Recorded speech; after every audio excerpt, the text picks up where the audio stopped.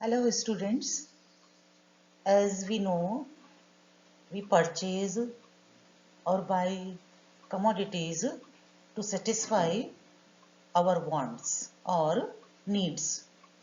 हम अपनी आवश्यकताओं को संतुष्ट करने के लिए वस्तुओं और सेवाओं को क्रय करते हैं, खरीदते हैं, यानी कि उनकी डिमांड करते हैं. We demand for the commodity to satisfy our desires. हम अपनी आवश्यकताओं को संतुष्ट करने के लिए वस्तुओं और सेवाओं की मांग करते हैं. आज हम डिस्कस करेंगे द लॉ ऑफ डिमांड, मांग का नियम. According to Professor Marshall, when price of commodity decreases, demand for that commodity increases, and when price increases, demand for that commodity decreases, and the inverse relationship between demand and price is law of demand. Professor Marshall के अनुसार, और ये एक सामान्य नियम भी है, generally ऐसा होता है कि जब किसी वस्तु की कीमत बढ़ जाती है तो उस वस्तु की डिमांड कम हो जाती है, यानी कि प्राइस हाई होने के कारण अब लोग उस वस्तु की कम क्वांटिटी को परचेज करते हैं. तो ये एक सामान्यतः ऐसा होता है कि जब किसी वस्तु की कीमत बढ़ जाती है तो उसकी डिमांड कम हो जाती है, और अगर उसका प्राइस डिक्रीज हो जाए किसी कमोडिटी का तो उसकी डिमांड इंक्रीज हो जाती है. एंड वस्तु की कीमत और उसकी मांग के बीच में जो ये इनवर्स रिलेशनशिप है, ये जो विपरीत संबंध है कि प्राइस इंक्रीज होता है और डिमांड डिक्रीज होती है, इसे हम लॉ ऑफ डिमांड कहते हैं, मांग का नियम कहते हैं. इस नियम की विशेषताएं क्या हैं, मेन पॉइंट्स क्या हैं कि if other things remain constant, यदि अन्य बातें समान रहें तो जनरली सामान्यतः किसी वस्तु की कीमत में कमी होने पर उस वस्तु की मांग में वृद्धि होती है और कीमत बढ़ने पर मांग में कमी हो जाती है. राइट? वस्तु की कीमत और मांग के बीच में विपरीत संबंध होता है. The law of demand states that there is inverse relationship between price of commodity and demand for that commodity. In this law, price is independent variable and demand is dependent variable. It means इस नियम में कीमत जो है वो स्वतंत्र चर है और मांग निर्भर चर है.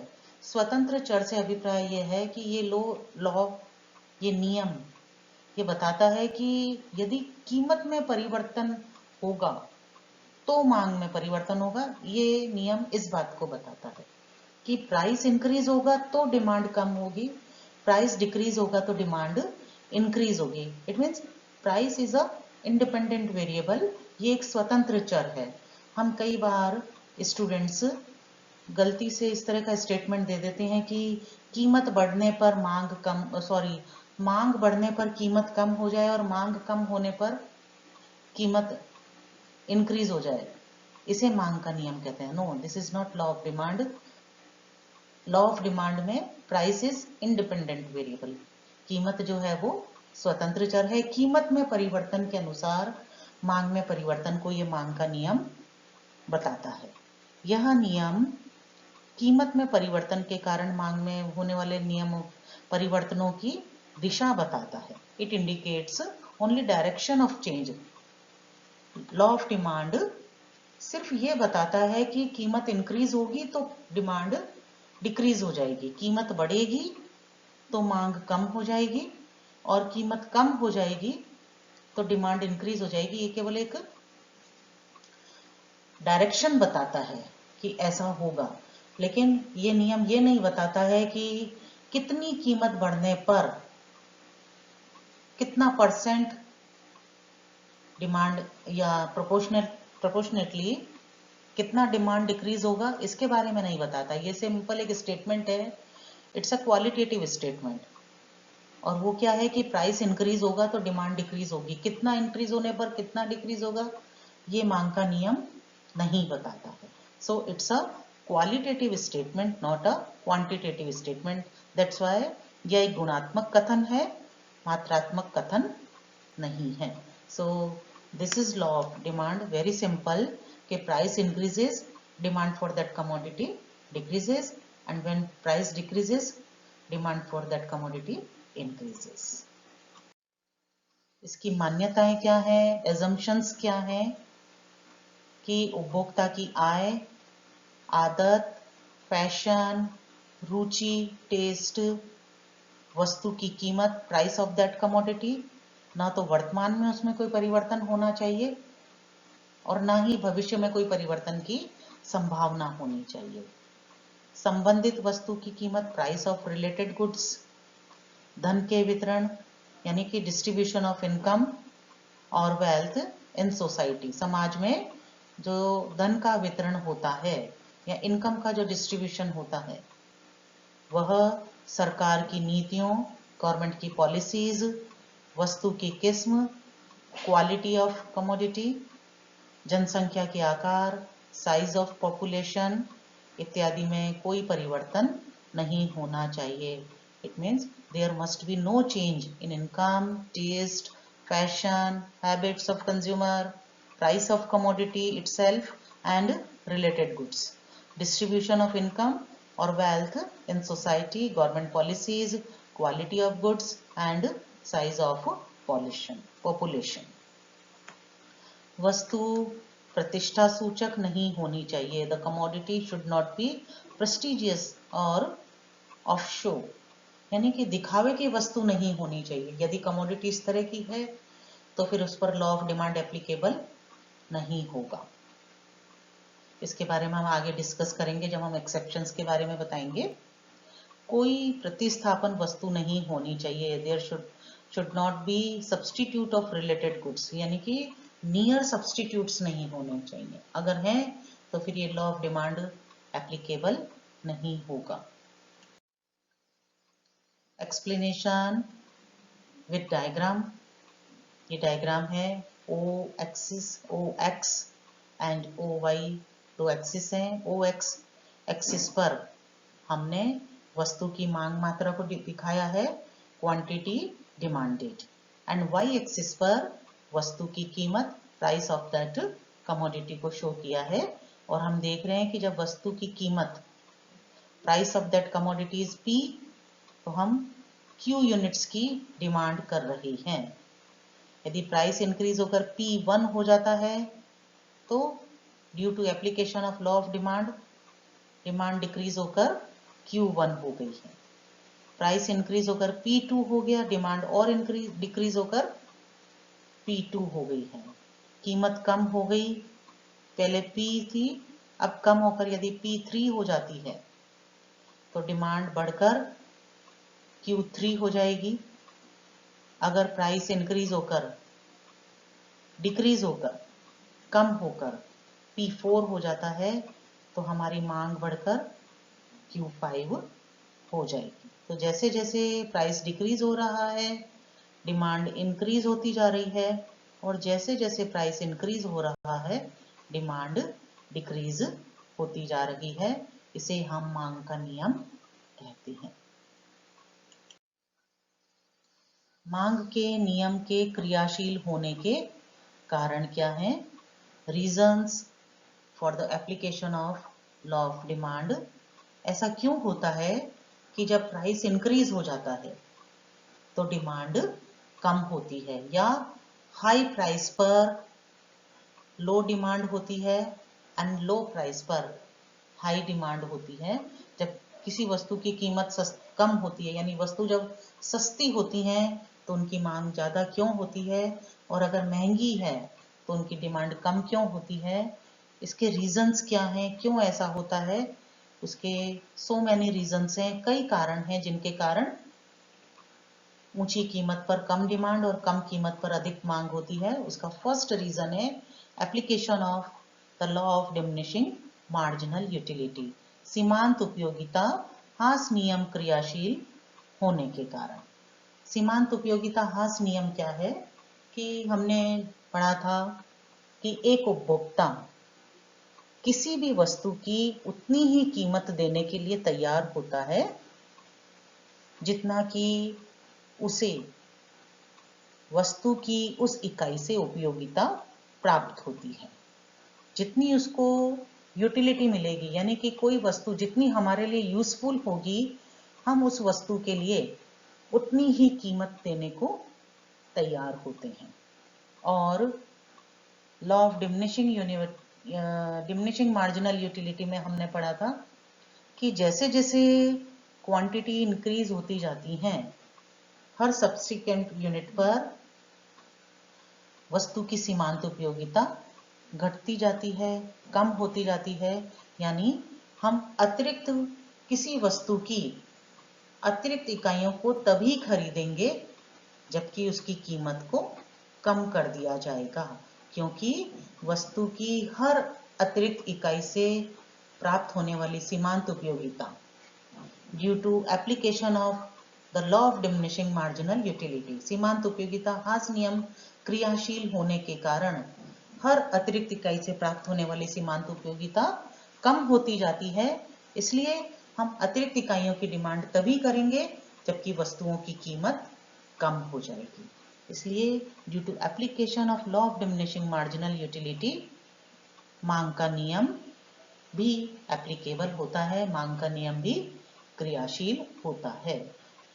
सेकंड रीजन है इनकम इफेक्ट, आय प्रभाव।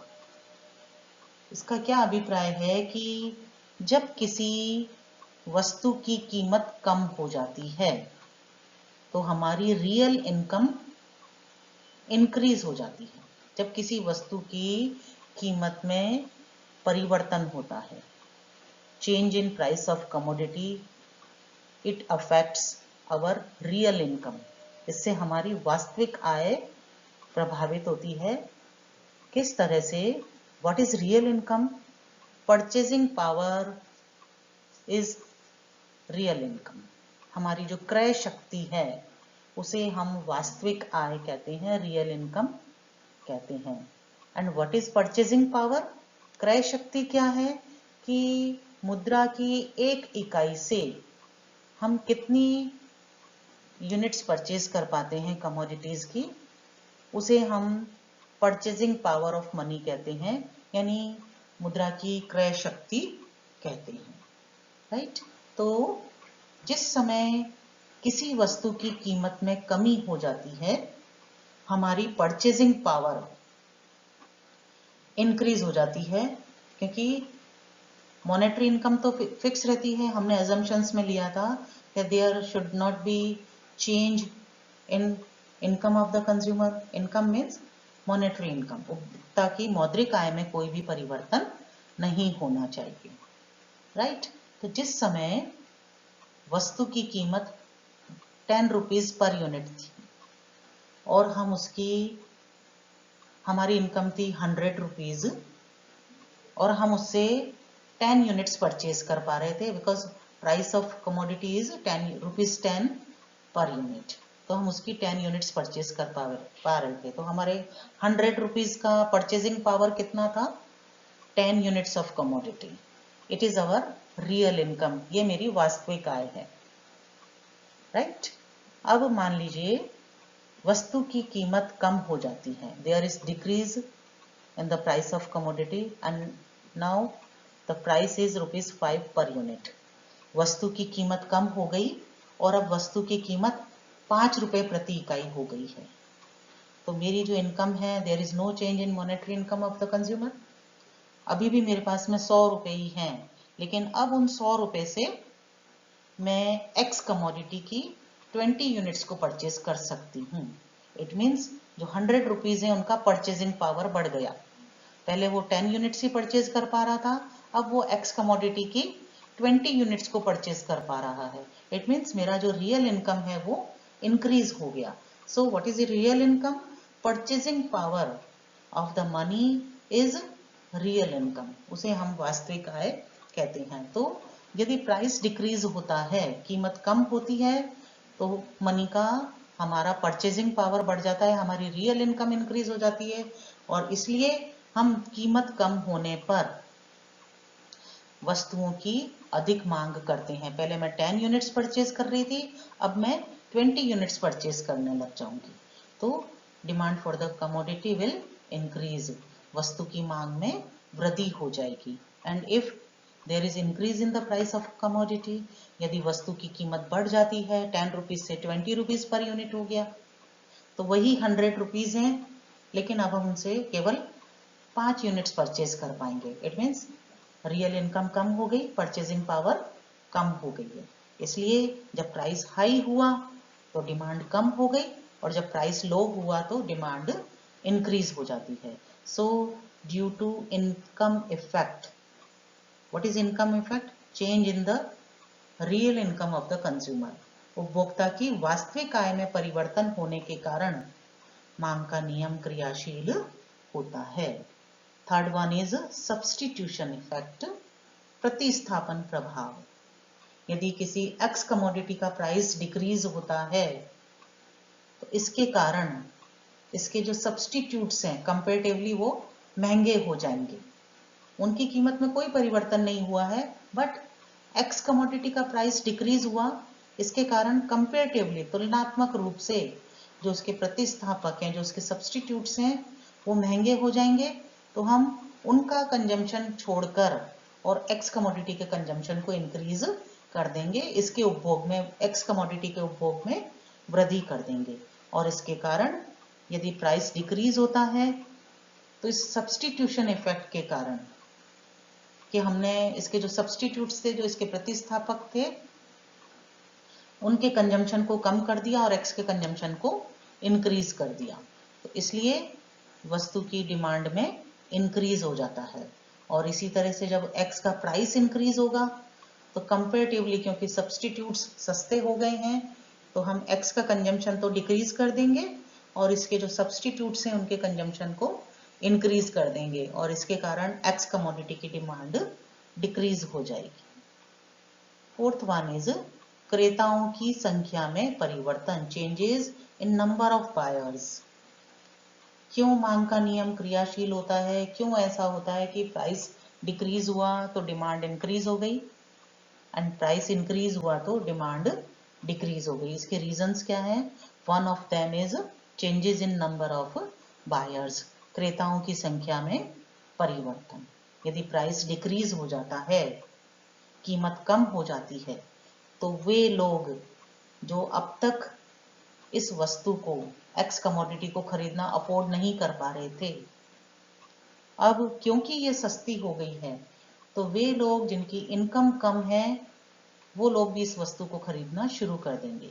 यानी जो बायर्स हैं उनका नंबर इंक्रीज हो जाएगा, और इसके कारण वस्तु की डिमांड इंक्रीज हो जाएगी, कीमत कम होने पर, सस्ती होने पर। और यदि उस एक्स कमोडिटी का प्राइस इंक्रीज हो जाता है, महंगी हो जाएगी, तो वो लोग जो अभी तक इसको खरीद पा रहे थे, अब उनकी हद से भी ये बाहर हो जाएगी, तो वो लोग इस वस्तु को खरीदना बंद कर देंगे, और इस कारण से नंबर ऑफ बायर्स डिक्रीज हो जाएंगे, क्रेताओं की संख्या में कमी हो जाएगी, और वस्तु की मांग में भी कमी हो जाएगी। So increase in price, decrease in demand, decrease in price, increase in demand हो जाएगा। वस्तु के बहु उपयोग, मल्टीपल यूजेज ऑफ कमोडिटी। कई कमोडिटीज ऐसी होती हैं, बहुत सी वस्तुएं ऐसी होती हैं जिनके मल्टीपल यूजेज होते हैं। For example electricity, milk, these are the best examples, right? तो मनी है ना, तो जैसे जैसे अगर इलेक्ट्रिसिटी हमें सस्ती अवेलेबल है, तो हम इसके मल्टीपल यूजेस करेंगे, बहुत सारे कामों में इनको लेने लग जाएंगे, इवन हम वेस्टेज भी करने लग जाएंगे, यानी कि इसकी डिमांड जो है वो इंक्रीज रहेगी, इंक्रीज हो जाएगी। एंड यदि इलेक्ट्रिसिटी महंगी हो जाए, पर यूनिट प्राइसेस इंक्रीज हो जाएं, बिजली महंगी हो जाए, तो फिर हम इसके कंजम्पशन को डिक्रीज कर देंगे, हम इसके उपभोग में कमी कर देंगे, हम इसका रैशनल यूज करने लग जाएंगे, इसका विवेकपूर्ण काम में लेंगे, इसको वेस्ट नहीं करेंगे द इलेक्ट्रिसिटी को, तो उसके कारण उसकी मांग में कमी हो जाएगी। तो वस्तु के कमोडिटीज के मल्टीपल यूजेस होने के कारण भी कई बार जब उनका प्राइस डिक्रीज हो जाता है तो उनके मल्टीपल यूजेस बढ़ जाते हैं, इसलिए डिमांड इंक्रीज हो जाती है, और जब प्राइस इंक्रीज होता है तो मल्टीपल यूजेस कम कर देते हैं, हम उनको कंट्रोल कर लेते हैं, एंड फिर demand for that commodity decreases. So these are the reasons for the application of law of demand. कई बार हमसे 10 नंबर का सिर्फ यही प्रश्न पूछ लिया जाता है कि मांग के नियम के क्रियाशील होने के कारण बताइए, तो these are the reasons for application of law of demand. Next one is exceptions, अपवाद। कि सामान्यतः ऐसा होता है कि प्राइस इंक्रीज होगा तो डिमांड डिक्रीज हो जाएगी, प्राइस डिक्रीज होगा, कीमत में कमी होगी तो मांग बढ़ जाती है। ऐसा अक्सर होता है, सामान्यतः ऐसा ही होता है, लेकिन कुछ अपवाद ऐसे हैं, एक्सेप्शंस ऐसे हैं कि प्राइस इंक्रीज हो रहा है और डिमांड भी इंक्रीज हो जाती है, प्राइस डिक्रीज हो रहा है और डिमांड भी डिक्रीज हो जाती है, उनको exceptions of law of demand कहेंगे। ऐसा कब होता है? फर्स्ट इज भविष्य में कीमत परिवर्तन की संभावना, expectations of rise in price of in future. अगर ऐसा हो कि किसी वस्तु की कीमत इंक्रीज हो रही है, प्राइस इंक्रीज हो रहे हैं, और अगर इस तरह की संभावना हो कि इन फ्यूचर भविष्य में इनका प्राइस और ज्यादा इंक्रीज होता जाएगा, तो उस स्थिति में जैसे जैसे प्राइस इंक्रीज होता जाता है डिमांड भी इंक्रीज होती जाती है, कि यदि आज नहीं खरीदा तो कल हमें और महंगा खरीदना पड़ेगा।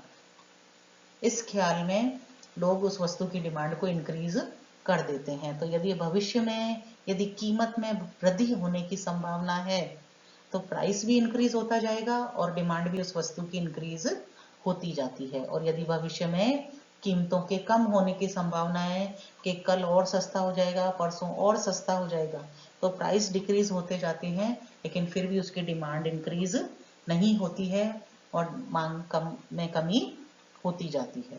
तो इसलिए यदि भविष्य में कीमत परिवर्तन की संभावना है तो फिर मांग का नियम क्रियाशील नहीं होगा। If goods are prestigious goods और rare goods, यदि दुर्लभ, मूल्यवान और प्रतिष्ठा सूचक वस्तुओं की जो मांग होती है उन पर मांग का नियम क्रियाशील नहीं होता है, क्योंकि इन वस्तुओं की डिमांड करना, जो रेयर गुड्स हैं, प्रेस्टिजियस गुड्स हैं या प्रतिष्ठा सूचक वस्तुएं हैं जो कि हमारे स्टेटस को, इकोनॉमिक स्टेटस को शो ऑफ करती हैं, ऐसी कोई कमोडिटीज हैं, तो ऐसी वस्तुओं की मांग करना एक तरह का शौक होता है, एक तरह का पैशन होता है। और हमारा जब किसी चीज के लिए कोई पैशन है तो उस स्थिति में वस्तुओं की कीमतें हमारे शौक को प्रभावित नहीं करती हैं, फिर चाहे कितनी भी महंगी हो जाएंगी, ऊंची कीमत पर भी हम इनको खरीदते रहेंगे। तो उस स्थिति में लॉ ऑफ डिमांड एप्लीकेबल नहीं होता है।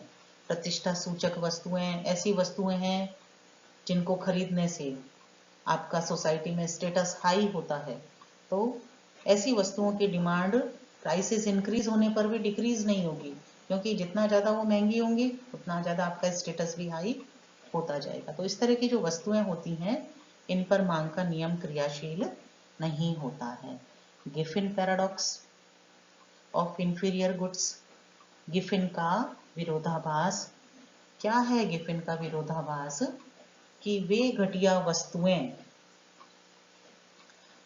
जिनकी कीमत भी कम होती जाती है और जिनकी डिमांड भी कम होती जाती है, यानी वो घटिया वस्तुएं जिनकी कीमत में कमी होने पर उनकी मांग में भी कमी होती जाती है, उन्हें हम गिफिन गुड्स कहते हैं।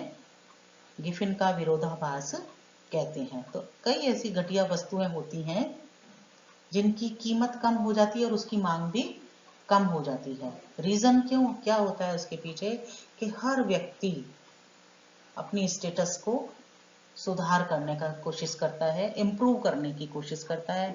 हम सबकी इच्छा रहती है कि हम अच्छी से अच्छी वस्तुओं और सेवाओं का कंजम्पशन करें। तो कुछ वस्तुएं जो कि इंफीरियर गुड्स हैं, घटिया श्रेणी की जो वस्तुएं होती हैं, जब हम गरीब होते हैं या हमारी इनकम बहुत लिमिटेड है, तो हम यदि उन वस्तुओं की कीमतों में कमी हो जाती है जो कि इंफीरियर गुड्स हैं, तो हम उसके कंजम्पशन को इंक्रीज नहीं करेंगे, बल्कि उन गिफन गुड्स की कीमतों में कमी होने के कारण, उनके प्राइस डिक्रीज होने के कारण जो हमारा रियल इनकम इंक्रीज हुआ, हम उन वस्तु की मनी से, उस इनकम से, उस पैसे से हम जो सुपीरियर गुड्स हैं उनको खरीदने की कोशिश करेंगे, उनको परचेज करेंगे।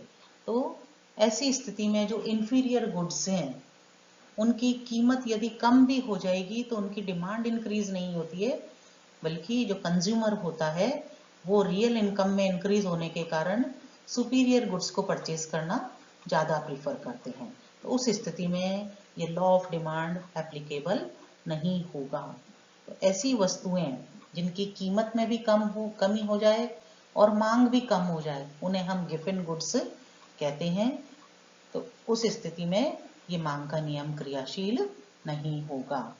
इग्नोरेंस, अज्ञानता, यदि कंज्यूमर को पता ही नहीं है कि कीमत में कमी हो गई है, या उसको अन्य मार्केट में बाजार की स्थितियों की जानकारी नहीं है, मार्केट में प्राइस का ट्रेंड क्या चल रहा है, यदि कंज्यूमर्स इसके बारे में अनअवेयर हैं, उनको मालूम नहीं है, तो फिर उस स्थिति में प्राइस हाई हो जाएगा और वो डिमांड को कम कर देंगे, और कीमत कम हो जाएगी तो वो उसकी मांग को कम कर देंगे, यदि उन लोगों को इस बात की जानकारी नहीं है कि मार्केट में इस कमोडिटी के और कौन कौन से सब्सटीट्यूट्स अवेलेबल हैं जिनको कि खरीदा जा सकता है। तो उस स्थिति में एक्स कमोडिटी का प्राइस हाई हो जाएगा तो उसकी डिमांड को कम कर देंगे, राइट। तो यदि इग्नोरेंस है, कंज्यूमर को मालूम ही नहीं है मार्केट की स्टेटस के बारे में, उसको जानकारी नहीं है मार्केट में कौन कौन सी कमोडिटीज अवेलेबल हैं, कौन कौन से सब्सटीट्यूट्स अवेलेबल हैं, इन सब के बारे में अगर उसको जानकारी नहीं है, तो उस स्थिति में फिर ये लॉ ऑफ डिमांड जो है ये एप्लीकेबल नहीं होता है। कीमत कम होने पर ऐसा नहीं होगा कि डिमांड इंक्रीज हो जाएगी, क्योंकि फिर उसको जानकारी है ही नहीं कि और क्या क्या इसके सब्सटीट्यूट्स अवेलेबल हैं। वो तो कीमत कम हो गई है तब भी उसकी ज़्यादा मांग नहीं करेगा, और ना ही प्राइस हाई होने पर इसकी डिमांड को कम करेगा, क्योंकि उसको वो अवेयर ही नहीं है कि कौन से सब्सटीट्यूट्स अवेलेबल है। तो प्राइस हाई हो जाएगी तब भी वो उतनी ही क्वांटिटी की डिमांड करता रहेगा। उस स्थिति में ये लॉ ऑफ डिमांड एप्लीकेबल नहीं होगा। अनिवार्य वस्तुएं, एसेंशियल गुड्स।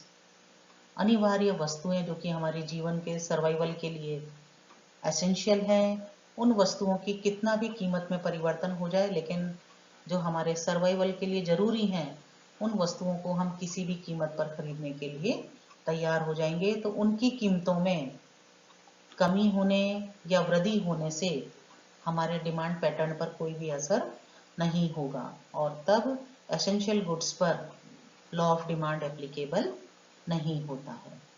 महंगी वस्तुएं, हाई प्राइस्ड कमोडिटीज, ऐसी वस्तुएं जो बहुत ही महंगी होती हैं, जो सामान्य व्यक्ति की पहुंच से बाहर होती हैं, वे वस्तुएं जिनका की कंजम्पशन जो हाई इनकम ग्रुप है उन्हीं लोगों के द्वारा जिनका कंजम्पशन किया जाता है। तो ऐसी जो महंगी वस्तुएं होती हैं उनकी प्राइसेस में चेंज होने के कारण उनकी डिमांड पर कोई फर्क नहीं पड़ता है, क्योंकि ऐसी वस्तुएं धनी वर्ग के द्वारा खरीदी जाती हैं जो कि अफ्लुएंट होते हैं, जिनके पास में बहुत पैसा है। तो ये वस्तुएं अगर महंगी भी हो जाती हैं तब भी उनकी डिमांड में कमी नहीं की जाती है। तो इन वस्तुओं पर मांग का नियम क्रियाशील नहीं होता है। तो जो हाई प्राइस्ड कमोडिटीज होती हैं, क्योंकि वो हाई इनकम ग्रुप के द्वारा ही परचेज की जाती हैं, इसलिए उनकी कीमतों में परिवर्तन होने से उनके मांग में कोई परिवर्तन नहीं होता है। So this is all about law of demand. इससे संबंधित जो प्रश्न पूछे जाते हैं उससे सिंपल हैं कि मांग का नियम क्या है, रेखा चित्र सहित इसकी व्याख्या कीजिए, या मांग वक्र बाएं से दाएं नीचे की तरफ को गिरते हुए क्यों होते हैं, इसके कारण बताइए। कई तरह से इसके प्रश्न पूछे जा सकते हैं, पर आंसर इज सेम। इसी तरह से आपको इसका जवाब देना है। Thank you.